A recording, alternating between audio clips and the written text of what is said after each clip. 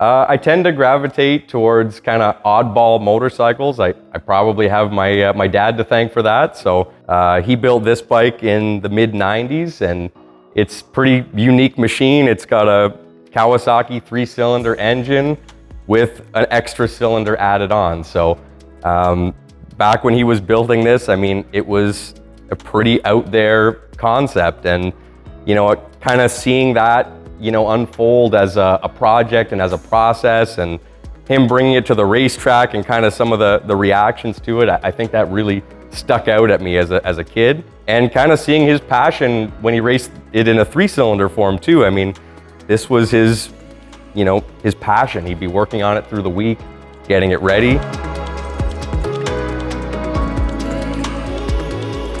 Kind of doing a quick restoration on this thing was a really special thing for me. So, I mean, again, I kind of was really enamored by this bike as a kid. So this thing was sitting in our shed for a long time. I think it ended up in my dad's basement. And, as time passes on, they deteriorate, especially if they're not in motion. So I did a kind of a quick once over on it and added some of my sort of touches on it. And that was a really special thing. So a lot went into that. I mean, I painted the motorcycle myself, and then of course one of the best moments for me was watching my dad ride it again for the first time in 30 years. So that was just a big day for us. We went to a random parking lot where sort of like the place we would have been testing it in the 90s, and kind of cut my dad loose on it. And yeah, it was just one of those moments that I think sent us all back in time for a minute. So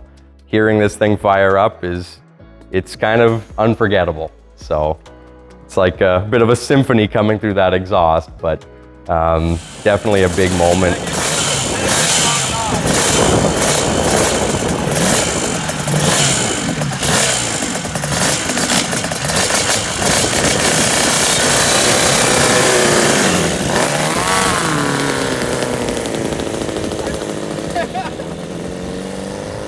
And then from there on, the stories of people's reactions, it's one of those bikes that becomes like a bit of a folklore thing, right? And that's what I love about motorcycles.